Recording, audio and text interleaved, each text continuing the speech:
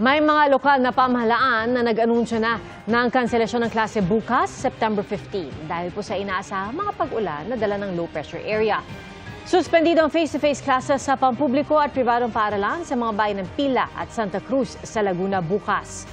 Pinalilipat ng mga LGU ang mga paaralan sa alternative delivery mode.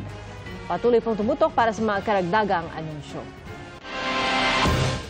Naglabas ng pahayag ang Office of the Vice President tungkol sa mga balita kaugnay sa pagdinig ng Kamara para sa 889 million pesos na panukalang budget na tanggapan para sa susunod na taon. Sabi ng OVP, House of Representatives ang tumangging tanggapin ang OVP delegation sa panguna ng Assistant Secretary na isa naman anilang senior official dahil isang presidential appointee.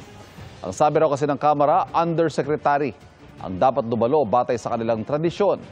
Pasado alas 10 ng umaga raw nitong Biyernes, sinabihan ng OVP ang budget sponsor na mismong ang Vice President na ang dadalo, kapalit ng isang Undersecretary. Si House Appropriations Committee Vice Chair Jose Alvarez ang budget sponsor ng OVP. Pero sa halip na ituloy ang pagdinig, pinili raw ni Alvarez na iurong ang hearing at sinabihan daw ang Vice President at mga tao sa kanyang opisina na huwag nang pumunta sa Kamara. Naglabas din ang OVP ng screenshot ng palitan daw na mensahe ni Duterte at ng budget sponsor. Sabi ni Alvarez itong Biyernes, iniurong nila sa Martes ang pagdinig ng Kamara para sa budget ng OVP at tiniyak daw ni VP Sara Duterte na siya mismo ang dadalo. May bagong tigil pasada ang ikinakasa ng mga transport groups na Piston at Manibela. Bukod po sa pagmahal ng mga produktong petrolyo, kinukundina nila ang mga isyu ngayon ng korupsyon. Nakatutok si Jamie Santos.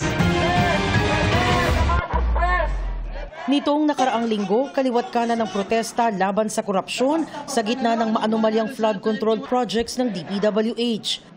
Ngayong linggo, nakatakda namang magsagawa ng transport strike ang dalawang pangunahing grupo ng mga tsuper at operator, ang Piston at Manibela.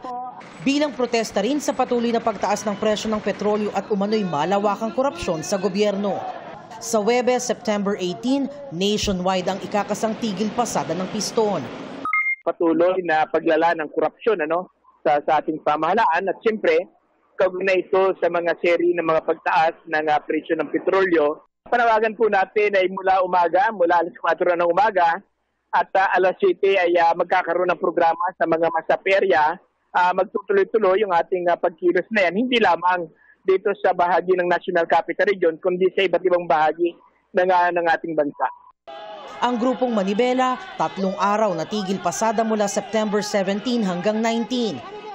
Dahil po ito sa malawakang korupsyon na kung saan po ay yung tax na inaambag namin sa mga produktong petrolyo ay napupunta lang sa mga luho at pagnanakaw nitong mga korap sa gobyerno, lalong-lalo na yung mga nakaupo ngayon.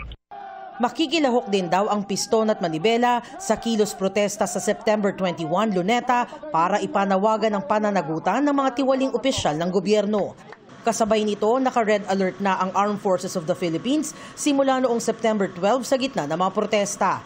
Wala pang tugon ng LTFRB kaugnay sa gagawing protesta ng Piston at Manibela. Para sa GMA Integrated News, Jamie Santos, nakatutok 24 oras.